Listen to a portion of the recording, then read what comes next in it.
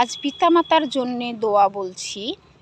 পিতামাতার দোয়া জরুরি করা দরকার। পিতামাতারা ইন্তেকাল হয়ে গেছে, তারা কবরে চলে গেছে, কিন্তু দুনিয়াতে আমরা ছেলে মেয়েরা বেঁচে থাকলে তাদের জন্যে দোয়া করতে পারি বা আল্লাহ হুকুম দিয়েছে, রব্বির হামহুমা কামা রব্বে ইন্নি সগীরা।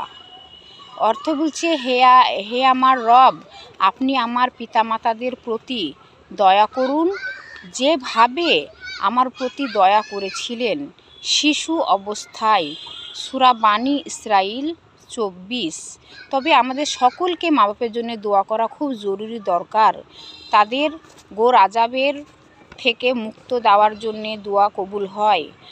ছেলে মেয়ে দুনিয়াতে বেঁচে থাকলে মা বাপের জন্যে আল্লাহ তাআলা হুকুম করেছে দোয়া করলে তাদের কবরের আজাব মাফ করে দেয় এবং তাদেরকে জান্নাতুল ফেরদাউসে জায়গা দেয়।